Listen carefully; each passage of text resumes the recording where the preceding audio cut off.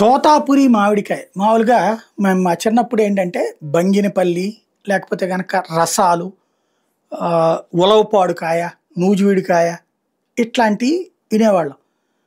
ఇది కాకుండా ఈ కాయ పొడుగ్గా ఉండి దానికి మూడు పేర్లు. ఒకటి చిత్తూరు మామిడి, రెండో తోతాపురి, ఇంకోటి ఇళ్లల్లో పిలుచుకునేది కోతిముడి మామిడికాయ అనేవాళ్ళు అనమాట. అట్లాగా మూడు పేర్లు ఉండేది దానికి. అది వాస్తవంగా స్కూళ్ళ దగ్గర కోసి ముక్కలు చేసి అమ్మేవాళ్ళు దాన్ని. కాస్త ఉప్పు కారం నంచుకుని తినేవాళ్ళం అనమాట దాంతో. లేదా కాయ కాయ కొనుక్కొచ్చుకుని ఇంటి దగ్గర తినేది.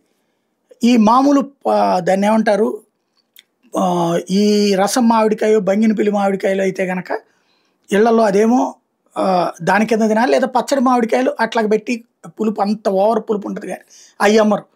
ఇదే తోతాపురి కాయ అమ్మేవాళ్ళు. ఇప్పుడు జనాలకి అలవాటు తగ్గిందో లేకపోతే కనుక అది కొనేవాళ్ళు కరువయ్యారో కానీ తోతాపురి మామిడి కేవలం ఆ ఫ్యాక్టరీల మీదనే ఆధారపడాల్సి వచ్చింది.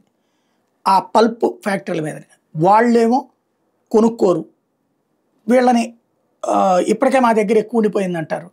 కేజీ 2 రూపాయలకి అంటారు. ఎందుకంటే బెంగళూరులో అదే కర్ణాటకలో 4 రూపాయలకి అమ్ముతున్నారట, కాబట్టి ఇక్కడ 2 రూపాయలకి కొంటామంటారు. ప్రభుత్వం 7 రూపాయలు వేస్తాం 8 రూపాయలు వేస్తాం అని చెప్పింది. అట్లాగే చంద్రబాబు గారు అసలు పొగాకు ఇవి అన్నిటి బాగా చేసామన్నారు. కానీ అవి కాస్త పారపోస్తున్నటువంటి అంశాలు బాగా పెద్ద ఎత్తున కనబడుతుంది. తోతాపూర్కి సంబంధించిన పరిశ్రమలో కాయల కొనుగోలుకి స్వస్తి చెప్పేసినటువంటి అంశం పెద్ద గందరగోళంగా మారుతుంది.